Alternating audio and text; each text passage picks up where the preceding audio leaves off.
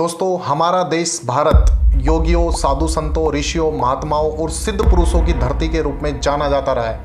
आप लोग जानते हैं कि योग और अध्यात्म तो यहाँ की धरती में ही रचे बसे हैं। योगिक शक्तियों के द्वारा किए जाने वाले कुछ आम चमत्कार जो कि पूरी दुनिया में प्रसिद्ध है, जैसे कि एक दूसरे के मन की बात जान लेना, पास्ट की घटनाओं के बारे में बताना, फ्यूचर में घटित होने वाली घटनाओं की भविष्यवाणियां करना। इसके अलावा कुछ योगी तो ऐसे हैं जो दावा करते हैं कि वो एक जगह से गायब होकर दूसरी जगह पे प्रकट भी हो सकते हैं। इसके अलावा आग में दौड़ना, पानी पर चलना, हवा में उड़ना और इन सब बातों का कोई अंत नहीं है। दोस्तों, ऐसी एक योगी हैं योगानंद परमहंस। उनकी एक किताब है ऑटोबायोग्राफी ऑफ ए योगी। अगर आप लोगों ने यह किताब पढ़ी है तो आपके ध्यान में आ रहा होगा कि यह किताब भी इसी प्रकार के चमत्कारों से भरी पड़ी है। वहीं हमारे देश में अधिकतर लोगों का मानना है कि योग साधना से इस प्रकार की चमत्कारिक शक्तियों को प्राप्त किया जा सकता है और चमत्कार दिखाए जा सकते हैं। इसलिए जब भी कोई बाबा इस प्रकार के चमत्कार दिखाता है या चमत्कारिक दावे करता है तो अधिकतर लोग उसकी बातों पर आसानी से विश्वास कर लेते हैं। वहीं पहले यह समझा जाता था कि ये बाबा और उनके चमत्कार केवल गांव देहातों तक सीमित है, लेकिन जब से कंप्यूटर, इंटरनेट और टीवी केबल आया है तब से यह देखा जाने लगा है कि इन बाबाओं की भीड़ जो है वह शहरों तक भी पहुंच चुकी है। और ऐसे ही अगर मैं आप लोगों को याद दिला दूं कि शहरों के एक बाबा थे सत्य साईं बाबा। जी हाँ, बहुत फेमस हुए थे वो भी। ठीक ऐसी एक बाबा आजकल चर्चा में है जिनका नाम है धीरेंद्र शास्त्री। जी हाँ, इनको बागेश्वर धाम सरकार के नाम से भी जाना जाता है। यह उस वक्त चर्चा में आए थे जब जनवरी महीने में महाराष्ट्र में अपना दिव्य दरबार लगाकर ऐसे ही चमत्कारिक शक्तियों का प्रदर्शन कर रहे थे। तो अंधश्रद्धा निर्मूलन समिति के संस्थापक है श्री श्याम मानव जी। इन्होंने इनको खुला आह्वान दिया था कि जिस प्रकार के चमत्कारों का ये दावा कर रहे हैं उसे fraud and full proof condition में संपादित करें और इनकी समिति की तरफ से 30 लाख रुपए का प्राइज लेकर जाएं। धीरेंद्र शास्त्री ने आह्वान तो स्वीकार नहीं किया, उल्टे अपने आयोजन के समाप्त होने के 2 दिन पहले वहां से भाग खड़े हुए और रायपुर में अपने एक आयोजन में कुछ पत्रकारों के सामने अपनी जादूगरी दिखाकर यह कहा कि अब वो किसी को कोई प्रमाण नहीं देंगे। अभी आप इस वीडियो को देखिए, इस वीडियो का विश्लेषण हम आगे करेंगे। जो भ्रम फैला रहे, आज के बाद भ्रम बंद कर देना और आज के बाद हम किसी को प्रमाण पत्र नहीं देंगे, न सफाई देंगे, ये शपथ गद्दी से खा रहे हैं। यानी इन सब बातों से तो यही कहा जा सकता है कि धीरेंद्र शास्त्री के पास ऐसी कोई शक्ति नहीं है। अगर उनके पास शक्ति होती तो वो आह्वान क्यों नहीं स्वीकारते। इसके अलावा धीरेंद्र शास्त्री यह भी कहते हैं कि अगर श्याम मानव को उनकी सिद्धियां देखनी है तो वह उनके दरबार में आए, जबकि श्याम मानव का कहना है कि वह लगातार 40 सालों से ऐसे बाबाओं का भंडाफोड़ करते आए हैं और उन्हें पता है कि उनके दरबार में क्या होता है। उनके दरबार में मारपीट और लॉ एंड ऑर्डर की सिचुएशन के अलावा कुछ हासिल नहीं होता। उन्होंने दावा किया था कि आप हमारे दरबार में आइए। हम 41 सालों से ये काम कर रहे हैं, कई दरबार हमने ऐसे देखे। वहां का वातावरण ऐसा होता है कि मारपीट के अलावा कुछ भी उसमें से निष्पन्न नहीं होता है, क्योंकि आम भक्त होता है वो बहुत श्रद्धालु होता है। उसके लिए धीरेंद्र कृष्ण महाराज हो या कोई भी हो, राम रहीम हो, चाहे वो फिर आसाराम बापू हो, वो भगवान के अवतार है, कृष्ण भगवान के अवतार है, किसी भगवान के अवतार है। इसलिए वो भगवान के अवतार है तो उनके खिलाफ वो एक भी बात सुनने के लिए तैयार नहीं होते और लोगों के सामने ये बातें उठाई नहीं जा सकती है। अगर आप उठाते हो तो केवल लॉ एंड ऑर्डर की सिचुएशन क्रिएट होगी, उससे अलावा कुछ भी नहीं क्रिएट होगा। इसलिए उस वातावरण में एक्सपोजर संभव नहीं होते हैं। दोस्तों, श्याम मानव की तरह ही श्रीलंका के अब्राहम थॉमस कोवूर ने भी दशकों पहले इस प्रकार के 1 लाख रुपए का चैलेंज उन लोगों को दिया था जो इस प्रकार के चमत्कारिक दावे करते हैं या चमत्कार दिखाते हैं और उन्हें सिद्ध करते हैं फुल प्रूफ कंडीशन में। कंडीशंस वही है जो श्याम मानव जी की हैं। तो उनके जीते जी और 1963 में उनकी डेथ होने के बाद अन्य लोगों और संस्थाओं द्वारा इस चैलेंज को अब तक जारी किया हुआ है, लेकिन एक व्यक्ति ऐसा नहीं मिला है जो इस चैलेंज को स्वीकार करे और इस रकम को जीत पाए। ठीक ऐसे ही अमेरिका के एक जाने माने रेसलिस्ट है जेम्स रैंडी। जी हाँ, यूट्यूब पर आप जेम्स रैंडी के नाम से सर्च करके उनकी बहुत सारी वीडियोस वहाँ पर अवेलेबल हैं, आप उनको देख सकते हैं। उन्होंने भी पैरानॉर्मल एक्टिविटीज़ यानी कि भूत प्रेत और अलौकिक शक्तियों को सिद्ध करने पर $1 मिलियन का जो प्राइज़ है वह घोषित किया हुआ है। हालांकि 2020 में उनकी मृत्यु हो चुकी है, लेकिन उनकी संस्था के द्वारा यह चैलेंज आज भी जारी है। और हैरान कर देने वाली बात फिर से यही है कि एक सिंगल व्यक्ति भी इस रकम को क्लेम नहीं कर सका है, यानी कि पैरानॉर्मल एक्टिविटीज होती ही नहीं है। इसी प्रकार से पंजाब की एक संस्था है तर्कशील सोसाइटी, उन्होंने भी इस प्रकार के चमत्कारिक दावे करने वाले व्यक्ति के लिए 5 लाख का इनाम घोषित किया हुआ है और यह भी अनक्लेम्ड है। श्याम मानव जी और बाकी सब लोगों एवं संस्थाओं द्वारा दिए गए चैलेंज क्या यह प्रूव करने के लिए काफी नहीं है कि इस प्रकार की अलौकिक शक्तियां होती ही नहीं है?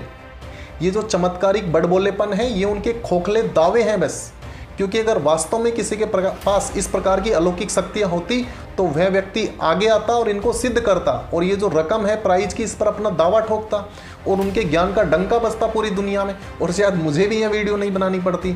लेकिन ना कभी ऐसा हुआ है और ना ही कभी ऐसा होगा। तो चलिए अब चलते हैं आज की कहानी के मुख्य पात्र धीरेंद्र शास्त्री पर।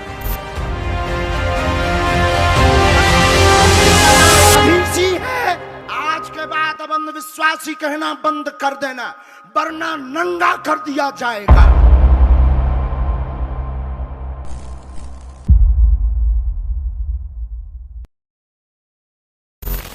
दोस्तों, अगर आपने मेरा यह वीडियो यहां तक देख लिया है तो मुझे पूरा भरोसा है कि आप मेरे चैनल के बिल्कुल जेन्युइन व्यूअर हैं और आपसे एक छोटी सी रिक्वेस्ट है कि मेरा ये चैनल सब्सक्राइब करें और मेरे हर अपडेट आपको मिले, इसके लिए बेल आइकन जरूर दबाइएगा।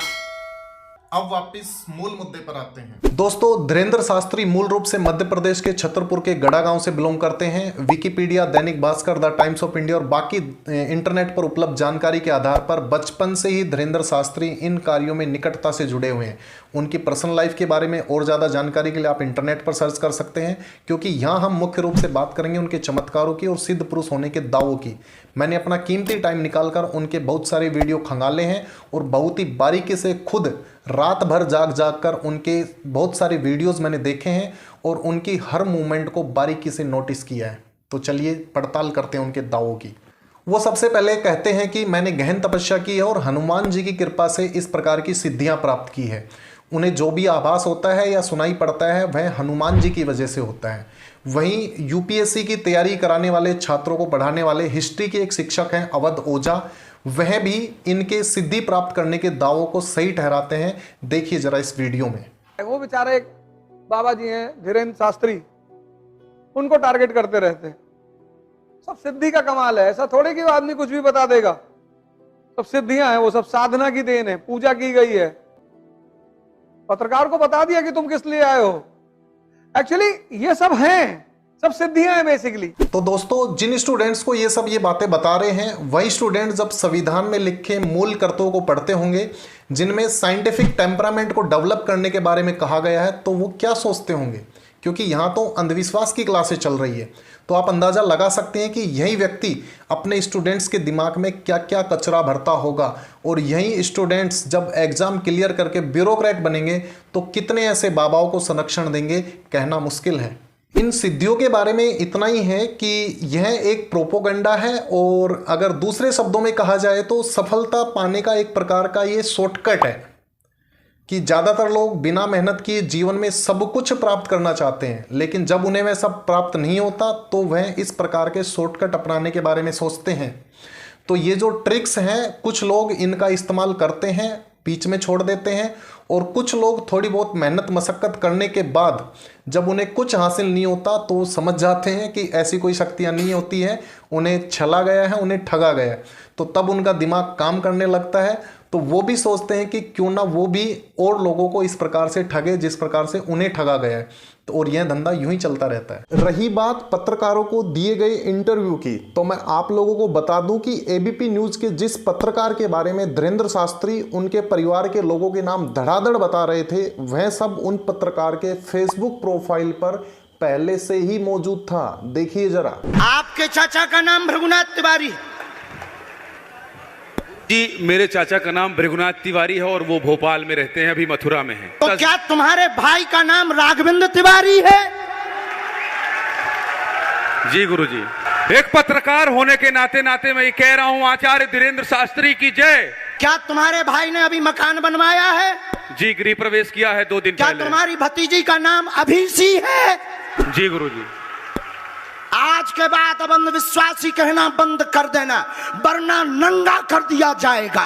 वैसे एक सच्चे पत्रकार का कर्तव्य तो यह बनता था कि वह बाबा जी से क्रॉस क्वेश्चन करे और उनकी शक्तियों की वैज्ञानिक जांच के लिए उन्हें प्रेरित करे, लेकिन यहाँ तो पत्रकार उल्टे बाबा के ही जयकारे लगाते उनके चरणों में नतमस्तक नजर आए। इसके अलावा जब मैं बाबा के YouTube चैनल पर उनके वीडियोस देख रहा था तो मैंने नोटिस किया कि बाबा की यह जादूगरी कुल 4 चरणों में पूरी होती है। पहले चरण में भक्त स्टेज पर आता है और बाबा उसका पर्चा या तो पहले से ही तैयार करके रखते हैं या फिर हैंड टू हैंड तैयार कर देते हैं। दूसरे चरण में भक्त अपनी परेशानियां बताता है जिसके बारे में बाबा का दावा होता है कि वह पहले से ही उन्होंने पर्चे में लिख दी है। अब तीसरे चरण में बाबा पर्चा पढ़ते हैं और बिल्कुल सेम टू सेम वही सब पर्चे में पढ़ने का आभास कराते हैं, यानी कि इल्यूजन क्रिएट करते हैं जो भक्त ने उन्हें बताया था। असली कलाकारी दोस्तों यही होती है, क्योंकि जब बाबा पर्चा पढ़ रहे होते हैं तो पर्चे का ज़्यादातर हिस्सा भक्त की लाइन ऑफ साइट में ही नहीं होता है और फिर भक्त इतना भावुक होता है कि वहीं से पढ़ना भी जरूरी नहीं समझता, उल्टा वह बाबा के ही जयकारे लगाने लगता है। अगर कोई भक्त उसे पढ़ने की कोशिश भी करता है तो बाबा पर्चे को थोड़ा टिल्ट कर देते हैं ताकि वह भक्त को दिखे ही ना।